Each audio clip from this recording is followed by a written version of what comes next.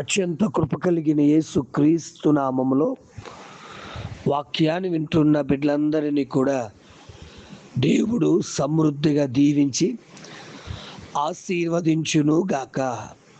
ఆమేన్. ప్రియ దేవుని బిడ్డలారా, అందరూ ఎలాగున్నారు?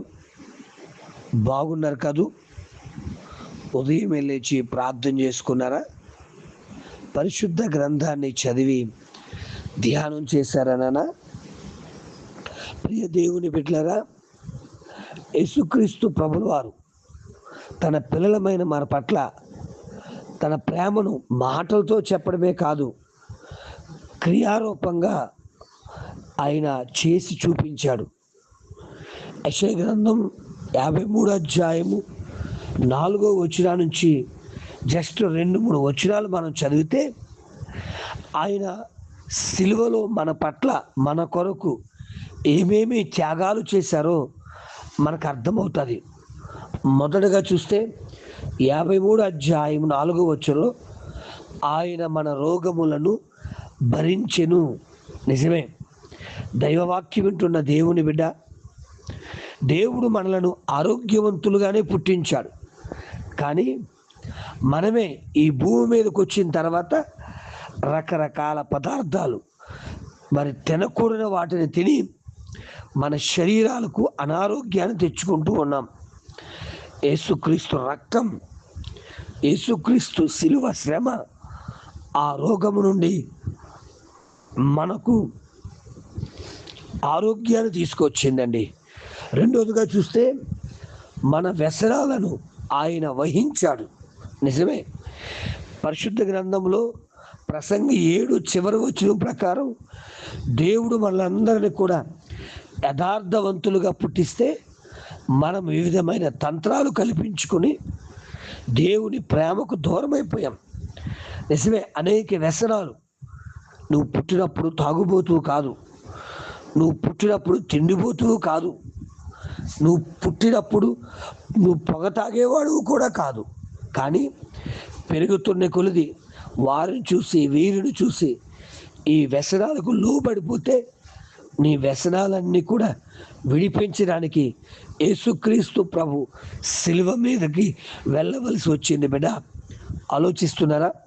మొదటిగా మన రోగాలను భరించాడు, రెండవదిగా మన వ్యసనాలను సహించాడు, మూడవదిగా 53 అధ్యాయము 5వ వచనం చూసినప్పుడు మన అతిక్రమ క్రియలను బట్టి ఆయన గాయపరచబడ్డాడు. నిజమే. క్రమమును అతిక్రమించడం. ఒక్కొక్కసారి మీరు గమనించండి, కొన్ని క్రమాలను మనం అతిక్రమించినప్పుడు ఆయా వ్యక్తులు మనకు పనిష్మెంట్ చేస్తూ ఉంటారు. నిజమే కదా?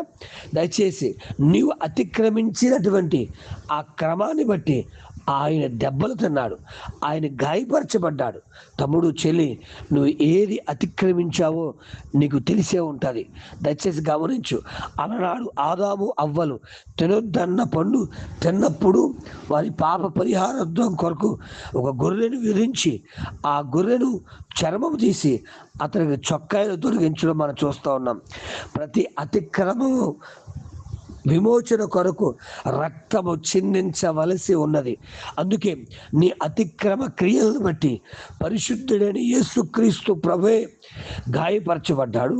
ఇంకా చూస్తే ఆయన నలగొట్టబడ్డాడు.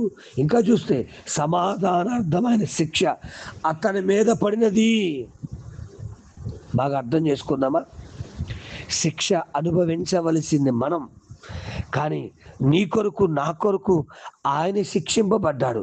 స్నేహితులు చెయ్యని త్యాగం, అమ్మా నాన్నలు చెయ్యని త్యాగం, శిలువ శ్రమను నీ కొరకు ఆయన అనుభవించాడు నాన్న. కానీ నువ్వింకా ఎక్కడికి తిరుగుతున్నావే తప్ప నీ కొరకు ప్రాణం ఇచ్చిన ప్రభు వైపు తిరగలేకపోతున్నావేమో. ఇక చూస్తే 53:6లో చూస్తే గనక మనందరి దోషాలు ఆయన మీద మోపబడ్డాయి. చివరగా ఆయన మరణించడం ద్వారానే, ఆయన సిలువలో రక్తము కార్చడం ద్వారానే మనకి స్వస్థత కలుగుతుంది. ఈ రోజున నీ రోగము నుంచి నీ విడుదల కావాలా? పాపరోగము నుంచి విమోచన కావాలా?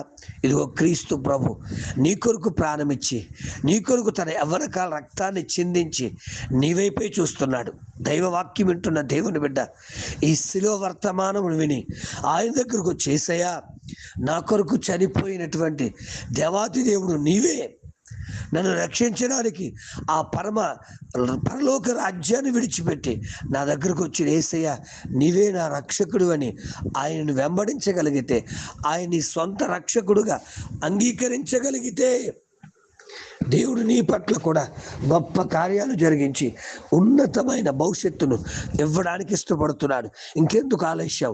ఇప్పుడే పశ్చాత్తాపంతో ప్రభు సన్నిధికి వద్దాం, దైవాశీర్వాదాలు పొందుకుందాం. తండ్రి నీకు వందనాలు. యేసు క్రీస్తు నామములో నీ బిడ్డలైన వీరందరిని బట్టి స్తుతిస్తున్నా. దర్శించి, దీవించి, ఆశీర్వదించి అయ్యా, వారి రోగములు భరించిన వాడు, వారి పాపములు సహించిన వాడు, వారి వ్యసనముల నిమిత్తము అయ్యా నువ్వే సిలువలో బలి అయిన దేవుడు నైనా కనుక నీ బిడ్డలు తెలుసుకొని నీ దగ్గరకు వస్తుండగా నీ బిడ్డలందరినీ దీవించమని, నడిపించి, రక్షించి, స్థిరపరిచి, బలపరిచి, వర్ధిల్లింప చేయమని, నిండారుగా నీ కృపను బిడ్డల పట్ల విస్తరింపచేసి రక్షించమని యేసు నామమున అడుగుచున్నాను తండ్రి. ఆమేన్. ప్రార్థన అవసరతల కొరకు నా సెల్ నంబర్ 9866958571. ప్రభు కృప మీకు తోడుగా ఉండును గాక. ఆమేన్.